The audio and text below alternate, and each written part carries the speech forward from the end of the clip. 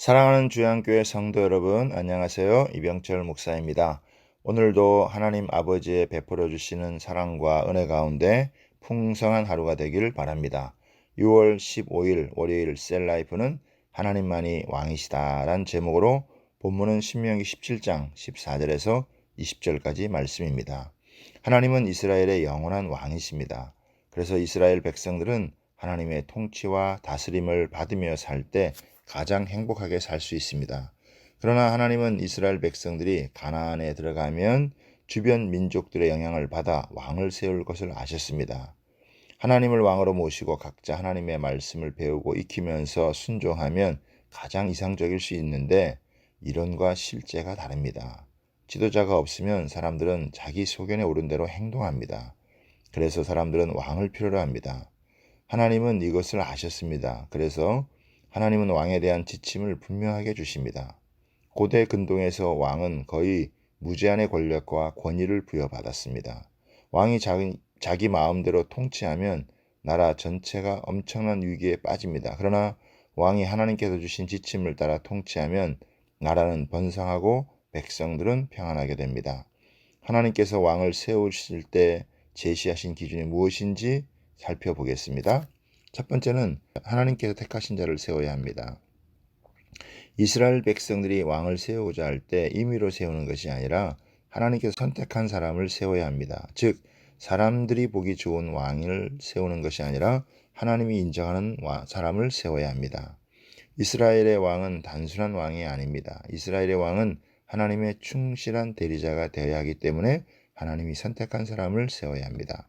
두 번째는 이스라엘 사람을 세워야 합니다.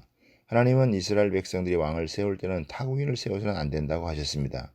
반드시 이스라엘 백성 중에 세워야 하는데 이방인은 이스라엘의 실정에 대한 이해가 부족할 뿐만 아니라 하나님의 율법의 말씀을 알지 못합니다. 만약 이런 이방인이 왕이 되면 하나님의 뜻에 벗어나게 됩니다. 세 번째는 많은 병거를 두지 말라고 합니다. 왕이 된 자는 스스로 강해지기 위해서 강한 군사력을 갖고자 하는 유혹을 받을 수 있습니다. 당시 강한 군사력의 상징은 말인데 애굽의 말이 가장 뛰어났습니다. 이에 왕이 군사력 증강을 위해 백성들을 애고로 보내는 일을 해서는 안 된다고 하셨습니다. 이스라엘의 왕은 강한 군사력이 아니라 전적으로 하나님을 의지하여 백성들을 이끌어야 합니다. 네 번째는 아내를 많이 두지 말아야 합니다. 당시 왕들은 정치적 동맹을 확보하기 위해 결혼을 많이 이용했습니다. 그래서 왕이 아내를 많이 두는 것은 이방국과 교류하게 되는데 이때 불신앙적 풍습을 받아들일 수밖에 없습니다. 그러면 왕은 마음의 미혹을 당하기가 쉽고 향락에 빠지기가 쉽습니다. 왕이 미혹을 당하면 백성을 살피고 나라를 바르게 잘 다스릴 수 없습니다. 그래서 아내를 많이 두지 말라고 하십니다. 다섯 번째는 자신을 위해 은금을 많이 쌓지 말아야 합니다. 왕이 은금을 많이 갖지 말라고 합니다. 왕이 물질적 욕심을 갖게 되면 아무래도 백성을 착취하게 됩니다.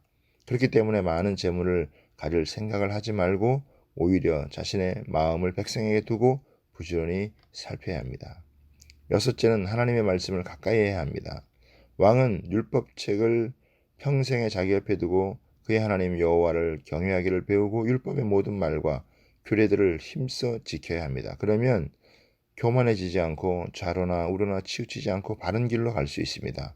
돈과 권력, 음란을 이기는 가장 좋은 방법은 하나님의 말씀을 가까이 하는 것입니다.